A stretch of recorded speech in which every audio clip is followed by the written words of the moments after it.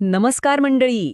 आज आपण एका जबरदस्त योजनेबद्दल बोलणार आहोत, जी खास आपल्या शेतकरी बांधवांसाठी सरकारने आणली आहे. नाव आहे मुख्यमंत्री बळीराजा शेत पाणंद रस्ते योजना. म्हणजे आता थेट शेतापर्यंत पक्का रस्ता मिळणार. ऐकायला खूप छान वाटते हो ना? पण हे नक्की कसं होणार आणि याचा फायदा कसा घ्यायचा? चला, सगळं काही सविस्तरपणे समजून घेऊया. बरं, विचार करा, शेतापर्यंत जायला धड रस्ताच नाहीये. त्यातल्या त्यात पावसाळा आला की सगळा चिखल आणि खड्डे. काय अवस्था होते. अवजार न्यायची, ट्रॅक्टर न्यायचा किंवा ऐनवेळी पीक बाजारात पोहोचवायचं म्हणजे अक्षरशः एक दिव्य असतं. ही अडचण आपल्यापैकी कितीतरी जणांनी अनुभवली असेल, बरोबर? तर ह्याच मोठ्या समस्येवर एक जबरदस्त तोडगा म्हणजे ही योजना.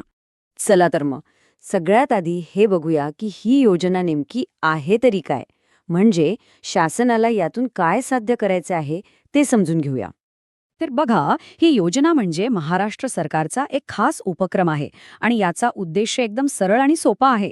प्रत्येक शेतकऱ्याला आपल्या शेतापर्यंत जाण्यासाठी एक चांगला, मजबूत आणि टिकाऊ रस्ता मिळायला हवा. विचार करा, असं झालं तर शेतीतली कामं कितीतरी सोपी होतील, नाही का? आणि हो, इथे फक्त नावापुरता रस्ता बनवला जाणार नाहीये.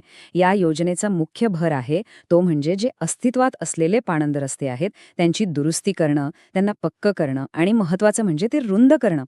का? कारण त्यामुळे ट्रॅक्टर, हार्वेस्टर किंवा माल नेणारी गाडी सगळं काही अगदी सहजपणे शेताच्या बांधापर्यंत पोचलं पाहिजे आणि याचा फायदा थेट शेतीच्या कामांना आणि मिळणाऱ्या उत्पन्नाला होणार आहे. ठीक आहे, योजना काय आहे हे तर कळलं. पण आता सगळ्यात महत्वाचा प्रश्न, की यामुळे शेतकऱ्याला प्रत्यक्ष काय फायदा मिळणार?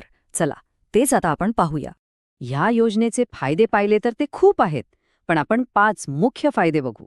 पहिला, सगळ्यात मोठा फायदा म्हणजे शेतापर्यंत पक्का रस्ता मिळतो. दुसरा फायदा, पीक बाजारात न्यायला एकदम सोपं जातं. तिसरं, ट्रॅक्टर आणि मोठी अवजारं सहजपणे शेतात येतात, त्यामुळे कामाचा वेग वाढतो. चौथा फायदा, पावसाळ्यातला तो चिखल आणि सगळा त्रास कमी होतो. आणि या सगळ्याचा शेवटचा पण महत्वाचा 5वा फायदा म्हणजे शेतकऱ्याचा वेळ आणि पैसा या दोन्हींची बचत होते. बरं, योजना तर एकदम भारी आहे. फायदे पण कळले. पण आता पुढचा प्रश्न येतो की याचा लाभ नक्की कोणाकोणाला मिळणार? कोण यासाठी पात्र आहे? चला, ते बघूया. तर बघा, ही योजना ग्रामपंचायत हद्दीतल्या शेतकऱ्यांसाठी आहे आणि त्यातही ज्यांच्या शेतापर्यंत जायला सध्या चांगला रस्ता नाहीये त्यांना या योजनेत प्राधान्य दिलं जाणार आहे. म्हणजे ज्यांना रस्त्याची सगळ्यात जास्त गरज आहे त्यांच्यासाठी ही योजना आहे. ओके, तर आत्तापर्यंत योजना काय आहे, फायदे काय आहेत आणि कोणासाठी आहे हे सगळं आपण पाहिलं. आता येतो सगळ्यात कामाचा मुद्दा. यासाठी अर्ज कसा करायचा, काय प्रक्रिया आहे? चला, स्टेप बाय स्टेप समजून घेऊया. याची प्रक्रिया खरं तर खूप सोपी आहे. फक्त 3 पायऱ्या आहेत.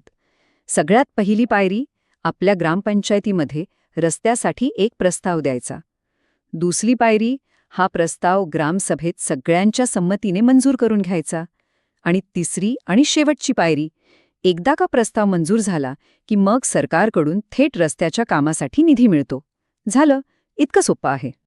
आता आपण एका अशा मुद्द्यावर बोलणार आहोत जो या संपूर्ण योजनेच्या यशाची खरी चावी आहे. आणि तो मुद्दा आहे एकजुटीचं महत्त्व. आता ही गोष्ट नीट लक्षात घ्या. जर 1-2 जणांनी अर्ज करण्याऐवजी गावातल्या सगळ्या गरजू शेतकऱ्यांनी मिळून एकत्र येऊन रस्त्याचा प्रस्ताव दिला तर तो मंजूर व्हायची शक्यता अनेक पटींनी वाढते. कारण जेव्हा एकजूट दिसते तेव्हा गावाच्या विकासाला कोणीही रोखू शकत नाही. हेच या योजनेचं खरं सूत्र आहे. म्हणूनच ही योजना फक्त एक सरकारी योजना नाहीये, तर शेतकऱ्यांसाठी एक मोठी संधी आहे. लक्षात ठेवा, शेतापर्यंत जाणारा रस्ता हा फक्त एक रस्ता नसतो. तो आपल्या प्रगतीचा, आपल्या गावाच्या विकासाचा मार्ग असतो. मग विचार करा, आपल्या गावाच्या विकासासाठी एकत्र येऊन एक पाऊल पुढे टाकायला आपण तयार आहोत का?